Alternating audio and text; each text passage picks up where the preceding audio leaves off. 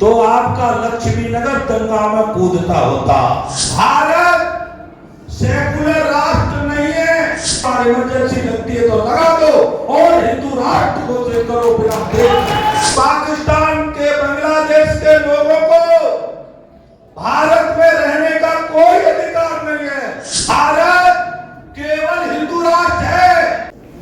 पूरा विश्व मानवता के लिए कर रहा है। पूरा विश्व शांति की तलाश में घूम रहा है और पूरे विश्व को अगर मानवता शांति मिलेगी तो केवल सनातन से मिलेगी और यही केवल मार्ग है। दूसरा धरती पर कोई दूसरा मार्ग नहीं है। पूरे विश्व की मानवता बचाने का काम और पूरे विश्व की शांति बचाने का काम आपके कंधों पर है, हम सबके कंधों पर है। और हमारा इतिहास है, चाहे महाभारत हुआ, चाहे एक से एक युद्ध हमने लड़े, इस देश में अनेकों आतताई आए, सकाए, हुड़ाए, इस्लाम के लोग आए, लेकिन हमने उनसे एक बार नहीं अनेकों बार युद्ध किया और युद्ध करके मानवता की रक्षा की, शांति की रक्षा की। अब पुनः समय आ गया है, अब समय दूर नहीं है और आपके सामने युद्ध तैयार खड़ा है।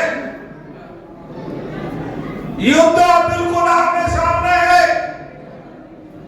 आप इससे अनुमान लगा लीजिए, अनेकों बार भारत को काटा गया, बांटा गया और आज भी निरंतर उस काम में गति चली हुई है। भारत के 36 प्रांतों में से 25 प्रांत और 9 प्रांत हिंदू अल्पसंख्यक हो गए हैं और वहां के हिंदू बहुसंख्यक हो गए हैं और वहां हिंदुओं का जीना दूभर हो गया है। ये भारत में हाल है।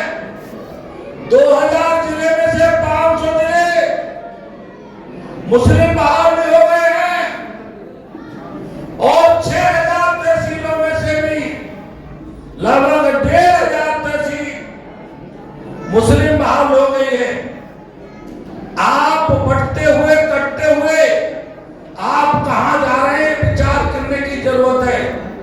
आपकी नींद ऐसी है कि आपको जब तक दिखाई नहीं देता, जब तक पड़ोस में आ नहीं जाता हमारे मारने वाला हमको, तब तक हमें दिखाई नहीं देता और हमको ये आदत बदलनी पड़ेगी कि अभी पड़ोसी के घर में हमला है, अभी मेरे घर में हमला नहीं है। ये जो हमारी आदत बन गई है, इस आदत को बदलना बहुत जरूरी है, तत्काल बदलना जरूरी है। मेरे मोहल्ले में, मेरे शहर में एक हिंदू के ऊपर हमला हुआ है तो वो मेरे ऊपर हमला हुआ है, मेरे पड़ोसी के ऊपर हमला मेरा हमला है। ये मान करके आपको आगे आना पड़ेगा, तभी आप विश्व को मार्गदर्शन कर सकते हैं। जब पड़ोसी का दर्द अपना दर्द रखने लगेगा तो ये आप समझ लेना बहुत जल्दी पूरे विश्व की मानवता बचने वाली और शांति बचने वाली। आपको सरकारों के भरोसे काम करने की और सोचने की जरूरत नहीं है।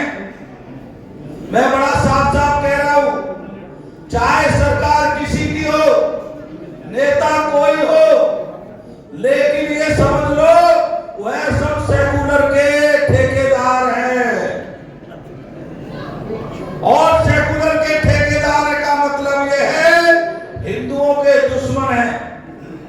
ये बात मैं इसलिए कह रहा हूं, अभी मेरे उत्तराखंड के प्रदेश अध्यक्ष ने आपके सामने थोड़ा इंगित किया। 2020 में हरिद्वार में धर्म संसद हुई, संयोग से मैं उसकी अध्यक्षता कर रहा था और संसद ठीक ठाक संपन्न हो गई और ठीक ठाक विवाद के 5 दिन बाद दिल्ली का मीडिया हरिद्वार दौड़ा और उन्होंने कहा महाराज आप लोगों ने क्या कह दिया। हमने कहा भाई क्या कह दिया, हमने जो कहा है वो दोबारा दोहराने को हम तैयार हैं। और मैंने कहा मैं अध्यक्ष हूं, अध्यक्ष के नाते सारे संसद की जिम्मेदारी मैं स्वयं लेता हूं और उसकी जो कार्रवाई होगी मैं उसके लिए तैयार।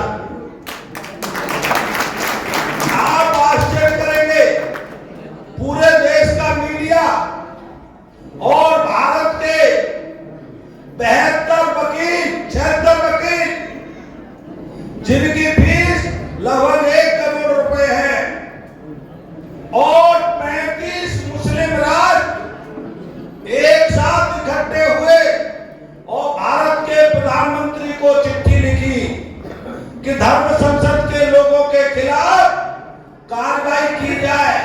आप कल्पना खुद कर लीजिए, 76 वकील जो 1 करोड़ रुपए लेते हैं उनमें हिंदू भी थे।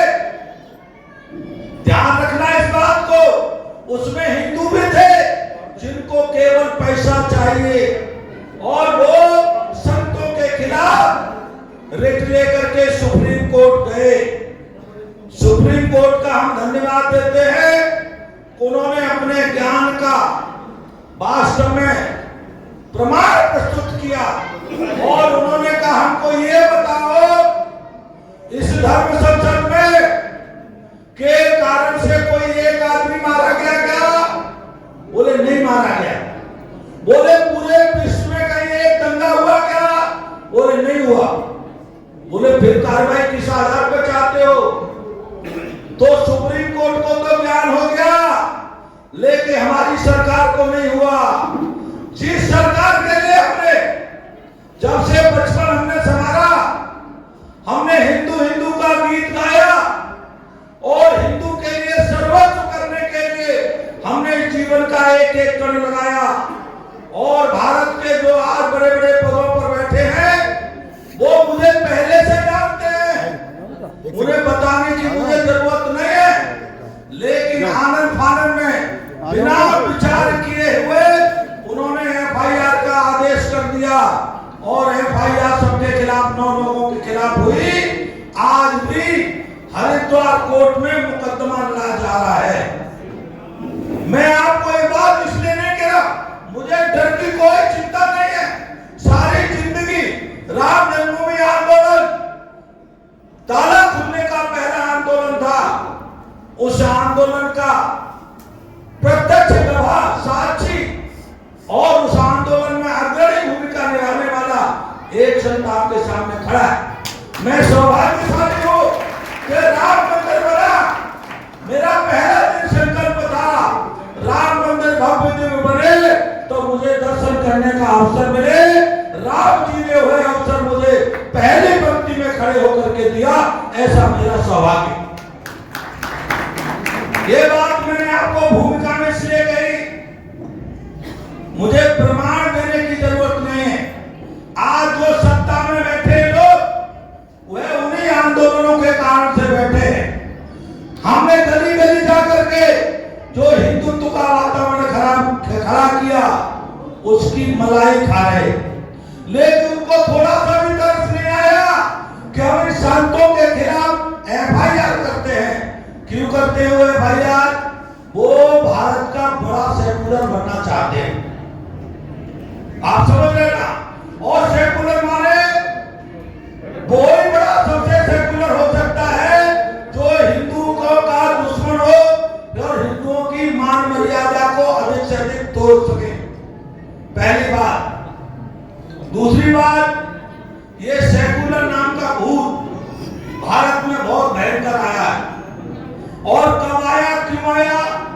ये इमरजेंसी में भारत के संविधान में चोरी से जोड़ा गया धर्मनिरपेक्ष शब्द। ये चोरी से जुड़ा है, कोई कानून से नहीं जुड़ा। तो मैं भारत के प्रधानमंत्री से कहता हूं, जैसे इमरजेंसी लगा के सेकुलर जोड़ दिया गया, वैसे ही भारत में एक बार इमरजेंसी लगती है तो लगा दो और हिंदू राष्ट्र घोषित करो बिना भाई सीधा सा जैसा काम होता है वैसे इसको खत्म करना पड़ता है। एक बात मैं स्पष्ट कर दूं, भारत सेकुलर राष्ट्र नहीं है, भारत केवल हिंदू राष्ट्र है। हिंदू राष्ट्र था और हिंदू राष्ट्र रहेगा, कोई नहीं रोक सकता इसको, कोई भी नहीं रोक सकता। मैं एक तथ्य बताता हूं,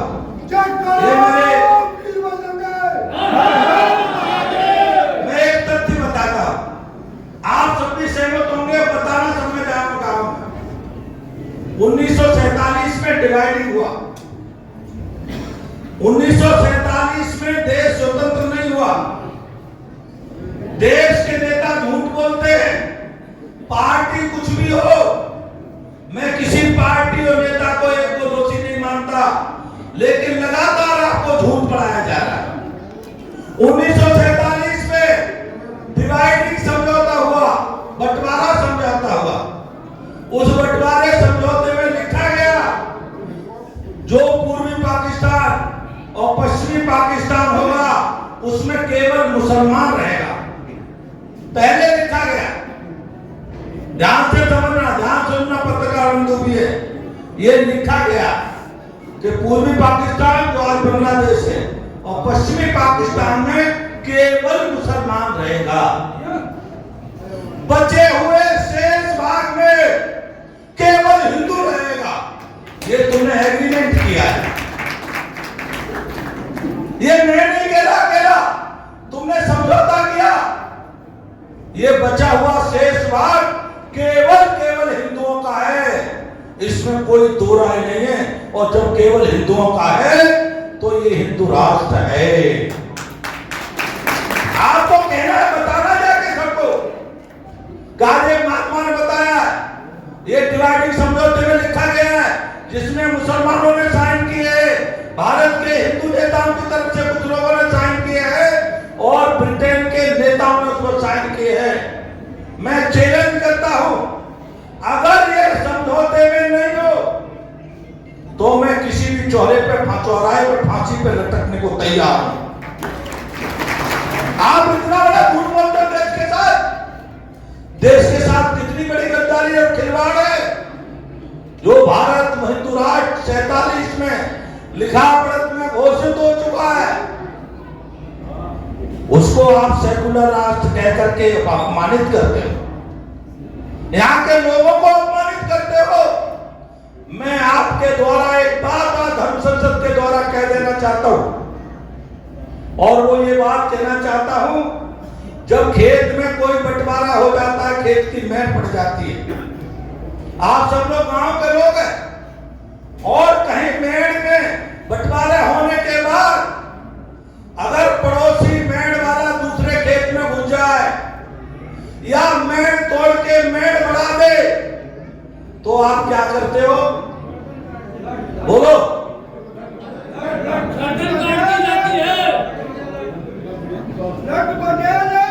सीधा सा सिद्धांत, पहले पंचों को बुला के ये कहा जाता है कि भाई मेड़ तोड़ दी गई है, और अगर पंचों की बात भी नहीं मानता है तो फिर धक्का दे करके उसको उसके सीमा में भेजा जाता है।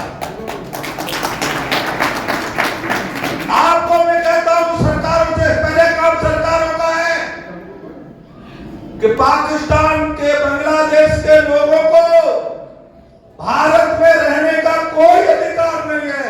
भारत तत्काल भारत से बांग्लादेश और पाकिस्तान भेजा जाए। बोलो, आप सब सहमत हो इस बात से? हाथ उठाओ। और एक हिंदू को बांग्लादेश पाकिस्तान से भारत लाया जाए। आप सब सहमत हैं? हाथ उठा के सहमत हो। एक बात। दूसरी बात, सारी समस्याओं का समाधान एक जगह है। आप जब तक इसको नहीं पकड़ोगे, हम बहुत सारी बातों में घूमते रहते हैं। हम कहते हैं गौ रक्षा करो, गौ रक्षा होना अनिवार्य है। 14 वर्ष में स्वयं गायों के बीच में रहा बचेगा तो गाय बचेगी, हिंदू बचेगा तो ये संत बचेंगे, हिंदू बचेगा तो मठ मंदिर बचेंगे, और हिंदू बचेगा तो ये हिंदू राष्ट्र बचेगा। पहले आपको ये काम करना पड़ेगा कि हिंदू बचना चाहिए, एक एक हिंदू बचना चाहिए। इसके लिए हमको घर घर जाके काम करना पड़ेगा, घर घर जाना पड़ेगा। आपको मैं कुछ बातें और याद दिला देना चाहता हूं। आज हम जिस भूमि पर हैं, ये उत्तर प्रदेश की पवित्र भूमि, पवित्र भूमि जानबूझ के कह रहा हूं। पहले पूरा भारत ही पवित्र है, हमारी एक एक इंच भूमि पवित्र है, लेकिन भारत को मैं उत्तर प्रदेश को मैंने विशेष रूप से इसलिए कहा, यहाँ भगवान ने एक बार नहीं कई बार अवतार लिए। और आज इसके जो मुख्यमंत्री है योगी आदित्यनाथ जी, योगी आदित्यनाथ जी महाराज की जब से वो मठ में गए हैं, तो उनके एक हिंदू नेता के नाते छवि है, ये आप सब जानते हैं। 2017 में उस महात्मा को गली मोहल्ले घुमाया, यहां तक के नल का पानी पिला दिया उसको, कोई गली मोहल्ला नहीं छोड़ा, लेके नहीं गए। और इन नेताओं ने कहा महाराज हमारा उद्धार आपसे ही होगा। महात्मा है, महात्मा का दया आ गई, अपना मठ छोड़ करके गली मोहल्ले भागा फिरा। और बहुमत से पहली बार 1947 से पहली बार हिंदुओं के संगठित होने से पूर्ण बहुमत की सरकार आई। लेकिन भाई सरकार आ गई, लेकिन योगी को मुख्यमंत्री नहीं बनाया जा रहा था। मैं राज की बात खोल रहा हूं, मैं उसमें बीच में रहा हूं, इसलिए मुझे पता है। एक मनोज सिन्हा नाम के आदमी को मुख्यमंत्री बनाना तय हो गया। योगी जी को भवन में चले गए, योगी जी को कहा आपको दिल्ली में बुलाएंगे। योगी जी ने कहा कि मुझे दिल्ली नहीं जाना, मेरे गुरुजी मेरा मठ मुझे सौंप के गए थे, मैं मठ में रहूंगा, धर्म की सेवा करूंगा, धर्म के लिए मेरा अवतार हुआ है। वो भवन में चले गए। मैंने नेताओं से बात की, ये क्या करने जा रहे हो? तो नेता धीमे से कहते हैं महाराज उनकी कट्टर छवि है। फिर क्या चाहते हो? बोले यहां मुख्यमंत्री सेकुलर छवि का होना चाहिए। हमें एक नहीं नाम नहीं लेना चाहता, भारतीय जनता पार्टी के राष्ट्रीय नेताओं से लेकर प्रदेश के नेताओं से मैंने व्यक्तिगत के कि आप ये निर्णय बदल लो, आपने निर्णय गलत लिया। सब एक ही स्वर में कहने लगे महाराज जी सरकार आपके आशीर्वाद से चलेगी, आप इन्हें आशीर्वाद दो, अब तो निर्णय हो चुका है, निर्णय नहीं बदला जा सकता। अच्छा, पत्रकारों से कहा मैंने, तो पत्रकारों ने कहा महाराज कोई फायदा नहीं है, मनोज सिन्हा का स्वागत हो चुका है, सब जगह प्रोटोकॉल मिल चुका है। मैंने सोचा साधु होकर के अंतिम समय तक कुछ करना चाहिए धर्म में। मैंने पत्रकारों से 3 जगह कहा, प्रेस कॉन्फ्रेंस करने को मना कर दिया पत्रकारों ने। 17 मार्च 2017 को पीलीभीत में मेनका जी के ऑफिस में पत्रकारों को बुलाया और मैंने प्रेस कॉन्फ्रेंस की और मैंने ये कहा अगर योगी मुख्यमंत्री उत्तर प्रदेश में नहीं होगा तो मुझे कोई दूसरा मुख्यमंत्री स्वीकार नहीं है, किसी कीमत पर स्वीकार नहीं है। पत्रकारों ने पूछा अगर योगी मुख्यमंत्री नहीं हुआ कोई और हुआ तो क्या करोगे? मैंने 1985 में पहली बार राम जन्मभूमि के ताले खुलने के लिए 85-86 में ये महात्मा योगी जी के गुरु जी के साथ और स्वामी वामदेव जी के साथ ये आंदोलन के लिए सड़क पर गया था। अब एक दूसरे आंदोलन के लिए लिए ये महात्मा द्वारा हिंदू को बचाने के लिए सड़क पर जाएगा। साथ साथ का पत्रकारों ने कहा, महाराज अमित शाह मोदी को आप जानते रहिए, वो निर्णय बदलेंगे क्या? मैंने कहा अमित शाह और मोदी निर्णय जरूर बदलेंगे, क्योंकि उनका भविष्य केवल योगी ही पे टिका है, अगर उनको समझ में आ गया। आज आप देख रहे हैं ना, अगर योगी उत्तर प्रदेश के मुख्यमंत्री नहीं होते तो आपका लक्ष्मी नगर दंगा में कूदता होता। ये बात मैं क्यों कह रहा हूं? 2012 में मैं पहली धर्म संसद करने के लिए लक्ष्मीनगर जिले में आया था। उस जगह का नाम है देवबंद। नरसिंहानंद जी महाराज ने घोषणा की, मेरा छोटा भाई है महामंडलेश्वर स्वामी, आज ने आ नहीं पाए, किसी कारण से आना था। उन्होंने घोषणा की, सपा की सरकार थी, उनको देवबंद में घुसते ही उठा करके जेल में डाल दिया गया। हरिद्वार के कुछ महात्मा बैठे, प्रेमानंद जी महाराज बैठे, हम लोग हरिद्वार से 2 गाड़ी भर के ले गए और चैलेंज स्वीकार करते हुए धर्म संसद की। और धर्म संसद के बाद आपको ध्यान है 12-13 में क्या हाल हुआ लक्ष्मी नगर जिले का। आज उत्तर प्रदेश में किसी की हिम्मत नहीं है कि दंगा कर दे। पहला मैंने मुख्यमंत्री देखा जिसने, मैंने कल परसों पढ़ रहा था उनकी फेसबुक पर, जो साफ साफ कह रहे किसी गरीब का जमीन भूमि मकान अगर किसी ने कब्जा किया हुआ है तो वो अपनी खैर ना समझे, अगर किसी मठ मंदिर और साधु का स्थान किसी ने कब्जा किया हुआ है तो अपनी खैर ना समझे। हमने आज तक देखा है बड़े बड़े हिंदूवादी लोग सत्ता में पहुंचने के बाद सेकुलर हो जाते हैं, लेकिन ये केवल आदमी है, और आदमी क्या कहूं, ऐसा महापुरुष है जो कहता है मैं हिंदू था, हिंदू हूं और हिंदू रहूंगा।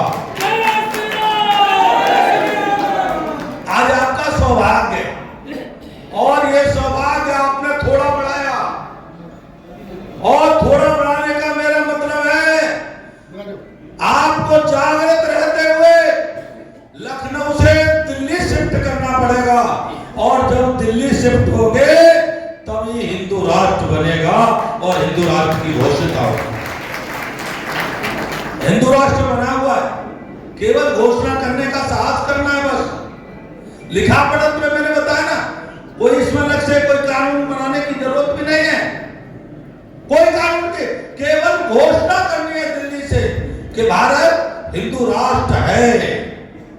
भारत में कठोर जनसंख्या नियंत्रण कानून बनाने की जरूरत है, और कठोर का मतलब है कि हम 2, हमारे 2 और 2 के 2 और केवल 2, और इनका जो पालन न करे